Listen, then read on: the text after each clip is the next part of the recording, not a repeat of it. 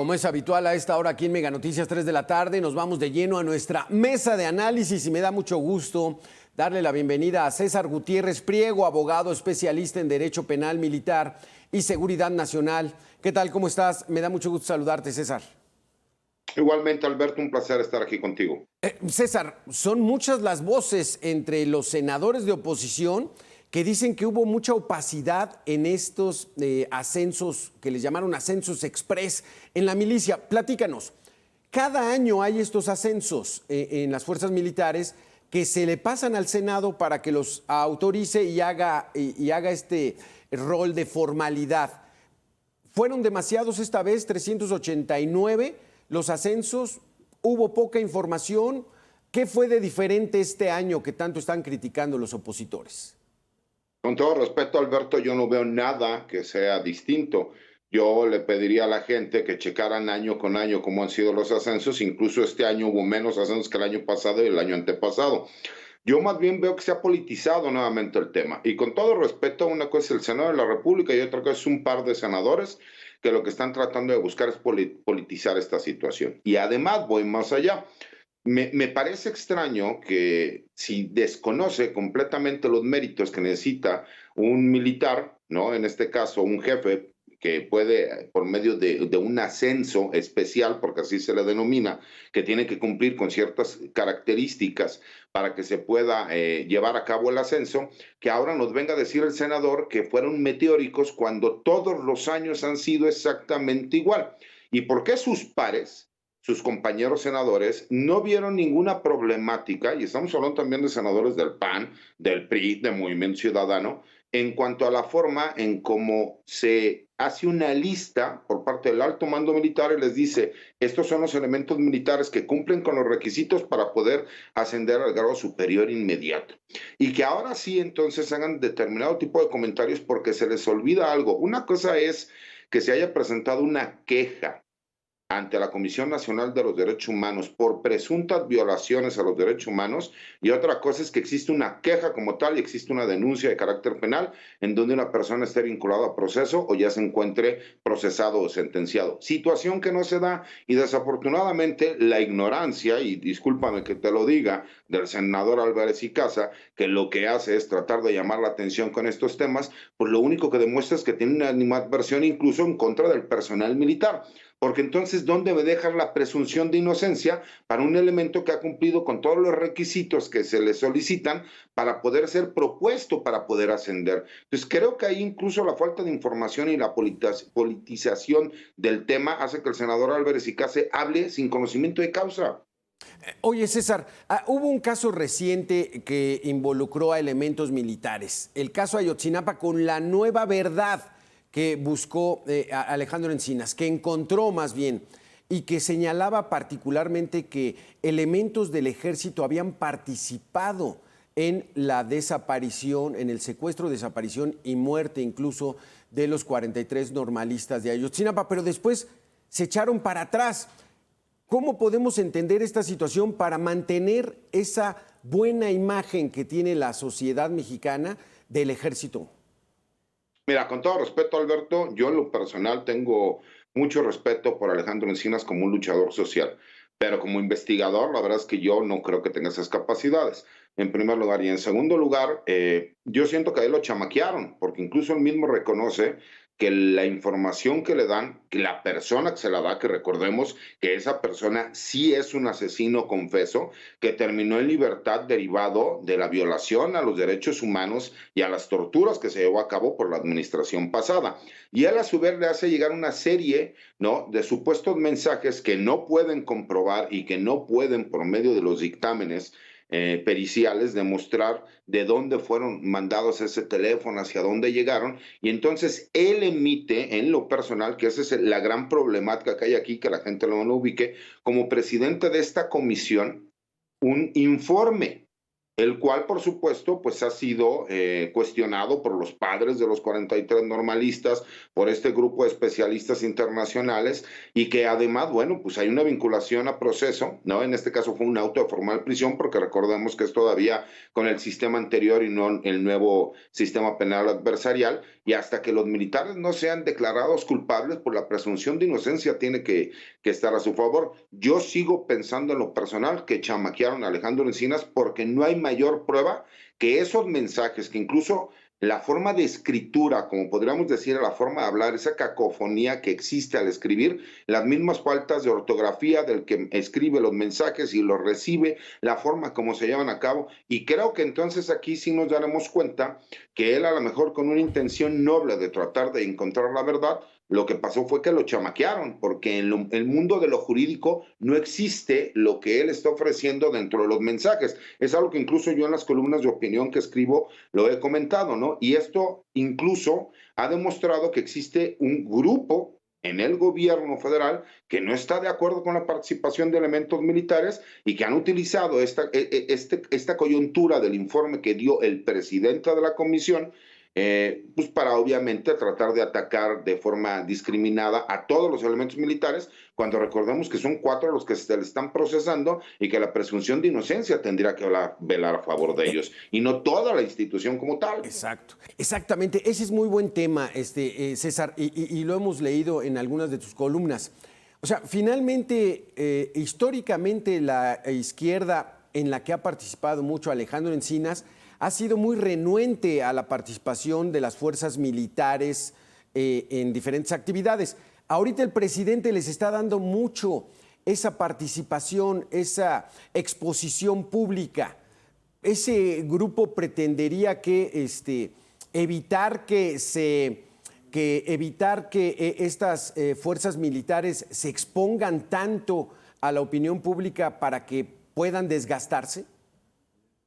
Mira, lo que pasa es que esa es una parte bien interesante. Yo incluso lo comentaba. Cuando hablan de que existe militarización en el país, yo no veo militarización. Yo veo más bien la policiación de las Fuerzas Armadas, porque no estamos viendo que se haya politizado, que se haya militarizado, perdón, a las policías municipales o a las policías estatales. Por supuesto que hay esfuerzos de poner a exmilitares, ¿no? O militares retirados que sean comandantes de muchas de estas corporaciones policíacas, pero la realidad es que sigue siendo un mayor número de civiles a nivel nacional que lo que podríamos ver en las diferentes entidades federativas y en los diferentes municipios.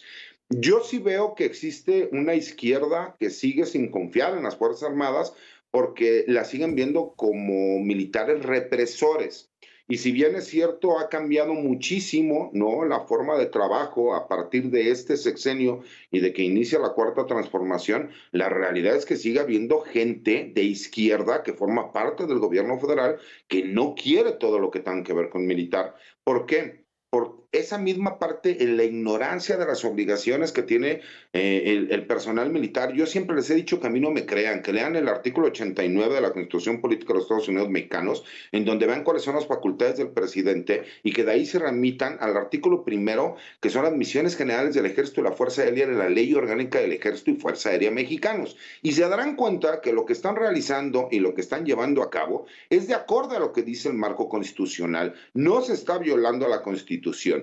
Una cosa es que los militares apoyen en las construcciones, en la erradicación, que sea coadyuvante de la seguridad pública, y otra cosa es que la Guardia Nacional tenga un carácter de tinte militar, que son cosas distintas para que la gente lo pueda ubicar. En eso estoy de acuerdo, que muchos dicen que el artículo 21 constitucional nos habla de que tiene que ser una fuerza de carácter civil. Y entonces ya nos tenemos que ir en quién es el comandante supremo de las Fuerzas Armadas, el cual es el presidente de los Estados Unidos mexicanos, el cual es un civil. Y tendrá que ser forzosamente el Pleno de la Suprema Corte de Justicia quien termine decidiendo si es constitucional o no. Pero más allá de esa situación, sí veo que hay un claro grupo dentro del gobierno federal que no quiere a la participación militar dentro de la transformación y gran estructura que se está dando en este gobierno federal.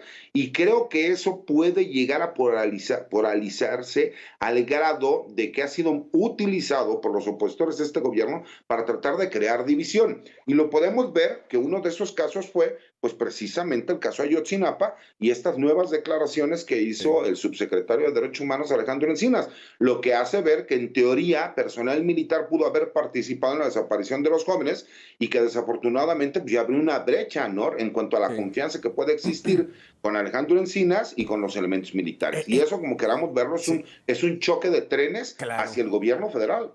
Y es que las declaraciones de Alejandro Encinas fueron muy severas. Déjame que le demos la bienvenida a José Antonio Lara, del Centro de Derechos Humanos Ceferino Ladrillero. ¿Cómo estás, José Antonio? Muy buenas tardes a ambos. Es un gusto poder estar con ustedes. José Antonio, las declaraciones de Alejandro Encinas fueron en el sentido de que muchos de los estudiantes, unos 10, 12 estudiantes, fueron retenidos ahí en la zona militar de Iguala y estuvieron hasta una semana y ahí los habrían ejecutado. Y entonces esto vino a ser un choque muy fuerte entre las declaraciones de Encinas, lo que dice el ejército y la posición del presidente. ¿Esto abona para que esa imagen que se tiene del ejército se venga para abajo en la sociedad? No creo que necesariamente la imagen se venga abajo por esta situación, sino evidentemente es un reto para el debate público en México al respecto de la injerencia de las Fuerzas Armadas, no solo en lo que tiene que ver al ejercicio de las tareas de seguridad, sino incluso a la presencia pública de la milicia, del ejército en el debate público. Redondeo la idea diciendo, evidentemente lo que ocurre en septiembre de 2014 en este país es un parteaguas en el México reciente, por muchas aristas y por muchas situaciones, particularmente en el debate de derechos humanos. Claro que sí. Y a partir de ahí, claro que uno de los grandes debates es qué tanto el ejército mexicano está involucrado en la vida pública de esta nación, pero también qué tanto el debate de las fuerzas civiles, de las autoridades civiles, está logrando que en ámbito de seguridad, de combate a la delincuencia organizada, se esté abordando desde las autoridades constitucionales. José Antonio, nuestro tema particular es en manos de quién queda la seguridad pública. Ahorita creo que es evidente, la intención del gobierno federal es entregarle a las Fuerzas Armadas la seguridad para contrarrestar a esas terribles, sanguinarias, brutales bandas del crimen organizado. ¿Es buena decisión? ¿Es buena apuesta? ¿Va a dar resultados como lo espera la sociedad? ¿Que se recupere la tranquilidad de las calles en el país? Lo que pasa, Alberto, bueno, tendré que decir, escuché con bastante atención lo que planteaba mi colega César, y yo tendría que decir lo siguiente, no es digamos, no es una resistencia o una preocupación de las izquierdas o algo parecido, yo más bien lo diría, es un ejercicio de estándar internacional en materia de derechos humanos, el que haya menos injerencia de las Fuerzas Armadas en tareas de seguridad que tienen que ser vistas desde la perspectiva civil. Yo plantearía dos ejemplos para poder ilustrar mi planteamiento. Particularmente en América Latina hay bastantes ejemplos de cómo los militares toman el control político de los gobiernos con consecuencias bastante peligrosas para los principios democráticos. La libertad de expresión, de manifestación, incluso la libertad de las ideas, se ven trastocadas cuando las milicias los militares están en el gobierno. Y la razón es la siguiente, simple y sencillamente, por los enfoques. El ejército tiene una premisa fundamental que es seguir órdenes. Se dictan las órdenes y se siguen las órdenes. En una sociedad democrática no podemos aspirar a esa configuración de la distribución del poder. Y segundo planteamiento es simple y llanamente, las Fuerzas Armadas tienen una instrucción, un entrenamiento de combate que tiene la lógica de vencer al enemigo militar. Eso no es compatible con una lógica de derechos humanos en donde si bien podemos hablar que hay personas que cometen delitos, también lo cierto es que no estamos ante una lógica de una confrontación en términos de guerra con otro Estado-nación. Es allí cuando tienen que entrar los militares. En tanto no exista una lógica de seguridad nacional, que desde nuestro punto de vista es bastante peligroso reconocerlo, porque si se reconoce que los grupos de delincuencia organizada están poniendo en riesgo la gobernabilidad misma de este país, entonces las autoridades tienen un verdadero problema entre la sociedad. Es decir, este país tendríamos que declararlo en términos de ausencia de Estado, lo cual queremos pensar que aún hay esfuerzos, tanto de las autoridades como de la sociedad civil, que han logrado que estas instituciones mexicanas prevalezcan. Cierro la idea diciendo, importante que haya un ejercicio de seguridad, de combate a la delincuencia, claro que sí, en donde quienes vemos desde la perspectiva de derechos humanos,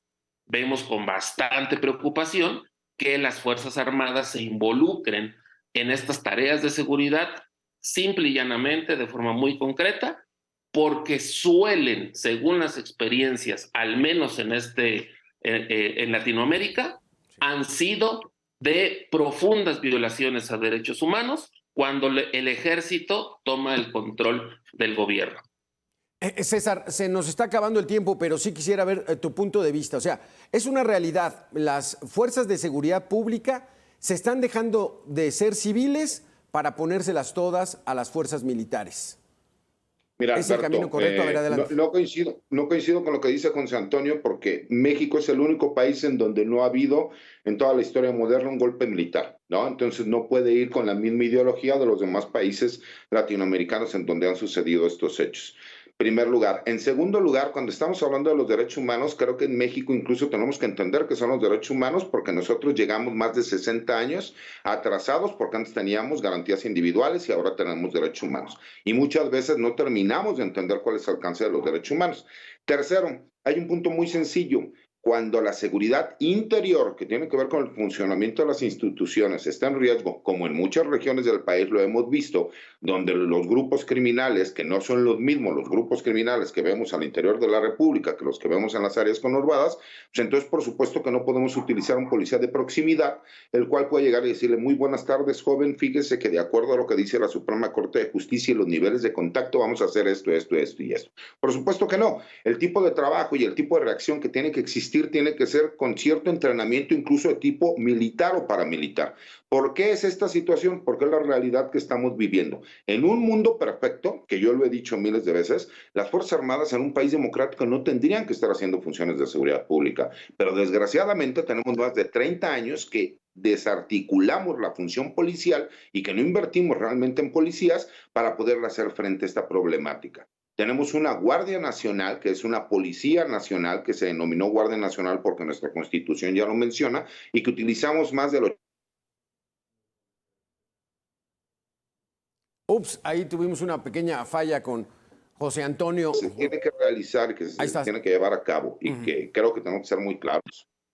No sé si me escuchan. Ahí está. Por ahí. Creo que tenemos que ser muy claros, es el enfoque de respeto a los derechos humanos. Eso sí es muy importante, y del trabajo coordinado que tiene que haber con las autoridades de los 3 niveles de gobierno. Porque nosotros empezamos a trabajar con una Guardia Nacional cuando tuvimos que haber invertido primero en policías municipales y posteriormente en policías estatales. Y desafortunadamente tenemos un gravísimo problema de que se ha politizado el tema de la seguridad pública y que cada quien jala para agua para su molino, y entonces nadie le concede a nadie más. Y el ejemplo más claro que vimos fue con el senador Álvarez y Casa, que durante los 4 años que ha sido senador ha hecho las ratificaciones de la misma forma, pero ahora viene a decir que fue de forma apresurada por medio de un pacto con el presidente. Yo les pido de favor que no me crean y que lean cuáles han sido los ascensos que se han llevado año con año, para que vean que lo que está diciendo el senador es una mentira, y que lo único que trata de hacer es politizar un tema en el cual él sabe que esa es la forma como se manejan las ratificaciones todos los años en el Senado de la República. Exacto. José Antonio Lara, nos quedan 30 segundos. Tu comentario final. No, pues creo que evidentemente es muy importante que mantener el debate público sobre la incursión del ejército, no solo en la seguridad, insisto, sino en la vida pública del país, porque efectivamente habemos muchas personas que vemos con mucha preocupación que el ejército tenga mayor injerencia, dado que esto históricamente, reitero, no solo en México, sino en muchas partes del mundo, ha tenido consecuencias brutales para el respeto a los derechos humanos y las libertades que con esto conlleva. Muchísimas gracias, muchísimas gracias. Muy interesante la mesa de análisis que por momentos se hizo de debate. César Gutiérrez Priego, que disfrutes mucho el lunes por la noche. José Antonio Lara Duque, muchísimas gracias por haber estado con nosotros. Gracias a los dos. Al contrario, que pasen buena tarde, Alberto, José Antonio, buenas tardes. Gracias, igualmente. Vamos a hacer una pequeña pausa, regresamos, Mega Noticias 3 de la tarde en 2 minutos.